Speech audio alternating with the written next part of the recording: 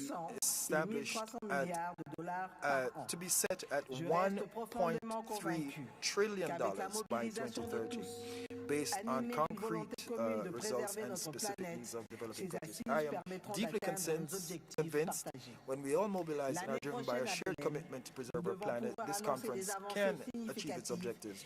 Next year in Belém, we must ensure we can announce encouraging progress and make concrete achievements as part of our environmental commitments. Thank you. Thank you, Your Excellency. We will now suspend the statements for 15 minutes.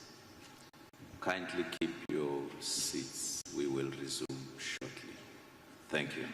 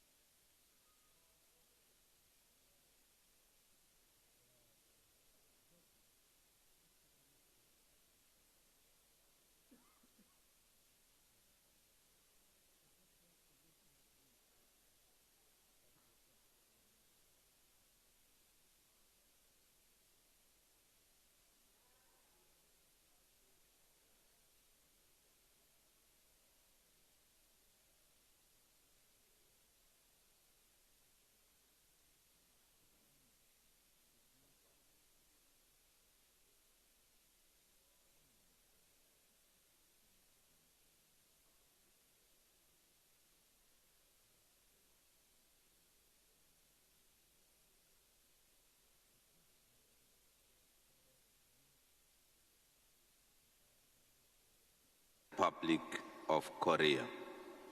Your Excellency, you have the floor.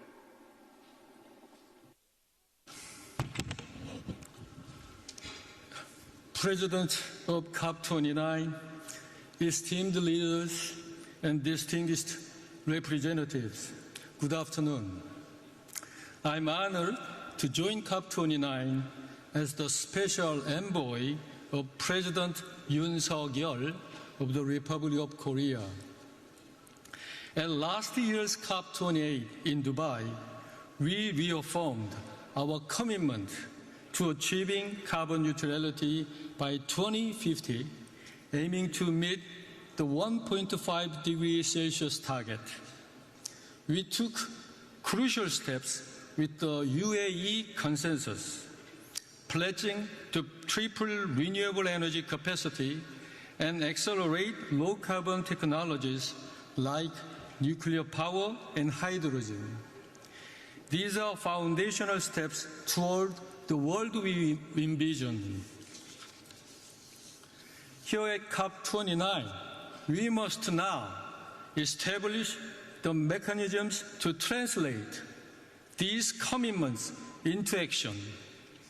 A new climate finance goal is essential to reach the 1.5 degree target, and I hope COP29 will adopt a framework that is both ambitious and achievable.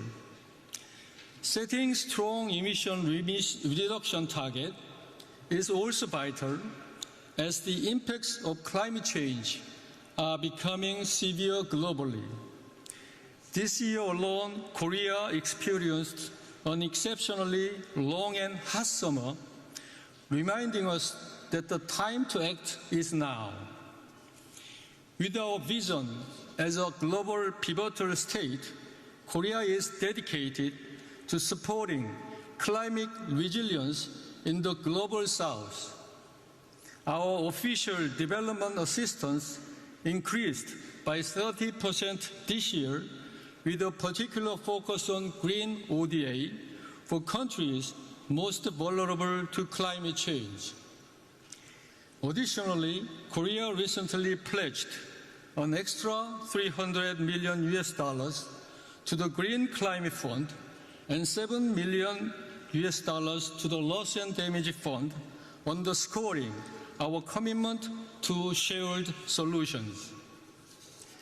Domestically, we are also advancing a green transition, targeting a 40% reduction in greenhouse gas emissions by 2030. This is ambitious for an energy-intensive, manufacturing-based economy, but we are fully committed to meeting this challenge. As part of our strategy, we are preparing our 2035 nationally determined contributions in alignment with the 1.5 degree Celsius goal and the 2050 neutrality target.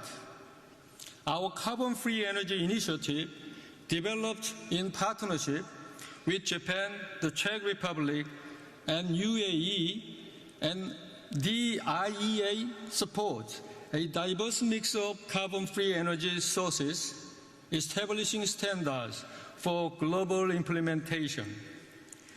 Climate change is a shared and urgent challenge. We are already seeing the cost of delayed action. If we fail to act decisively now, the climate may reach irreversible tipping point. I hope COP29 will give us inspiration to take bold steps toward achieving the 1.5 degrees Celsius target for the benefit of present and future generations. I thank you. Thank you, Your Excellency. It is my pleasure to welcome Mr. John Podesta, Senior Advisor to the President of International Climate Policy, speaking on behalf of the President of the United States of America. You have the floor, sir. Thank you. Colleagues, on behalf of President Biden, the United States is here at COP29 to help produce successful outcomes that keep 1.5 degrees C alive. We face an urgent question. Do we secure sustainable prosperity for our countries, or do we condemn our most vulnerable to unimaginable climate disasters? 2024 will be the hottest year on record. The consequences of a rapidly warming planet are all around us, from the hundreds of people killed by Hurricanes Helene and Milton in the United States to the millions of children at risk of starvation in southern Africa from the worst drought in decades, to the torrential rain that stranded students in schools and displaced nearly 100,000 people in Colombia. Vulnerable communities do not just need ambition, they need action. That's why President Biden and Vice President Harris have marshaled unprecedented climate resources over the past 4 years. Because of historic private sector investments made possible by the Inflation Reduction Act, the United States economy will continue down the path of decarbonization, reducing emissions for years to come. And we are on track to meet President Biden's ambitious international public finance commitment of $11 billion per year by the end of 2024. To accelerate our progress here at COP29, we need to first conclude key negotiated outcomes. This includes building on last year's global stocktake, concluding work on Article 6, and adopting a robust NCQG that addresses climate insecurity while building strong, sustainable economies. It should be multi-layered with an ambitious, realistically achievable support layer involving new contributors, underpinned by a set of qualitative elements that evolve the international financial architecture, enhance access to finance for developing countries, and improve debt sustainability. Second, countries, particularly major economies, need to keep their Dubai commitment and submit 2035 NDCs that are economy-wide, 1.5 aligned, and include all greenhouse gases. Third, we encourage countries to submit their first biennial transparency reports by December 31st. The United States will meet that commitment. And fourth, promote the action agenda in key initiatives outside the Paris Agreement. Colleagues, we have a clear choice between a safer, cleaner, fairer future and a dirtier, more dangerous, and more expensive one. We know what to do. Let's get to work. Let's get it done. Thank you.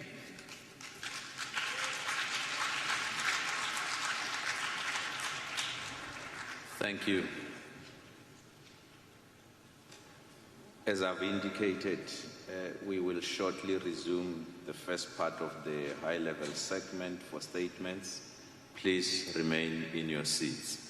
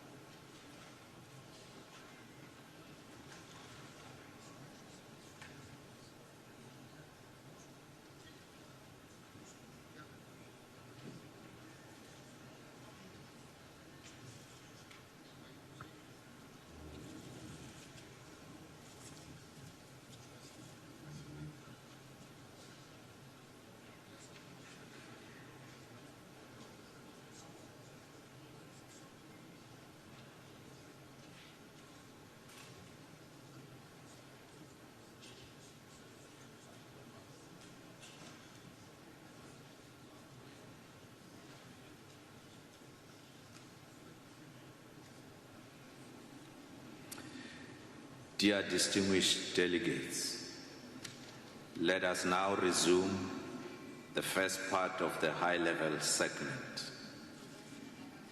It is my pleasure to welcome His Excellency Mr. Mikhail Mushtin, Prime Minister of the Russian Federation.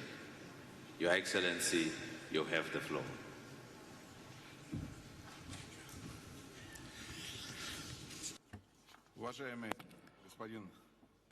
Distinguished Chair, ladies and gentlemen, I greet all the participants in the conference.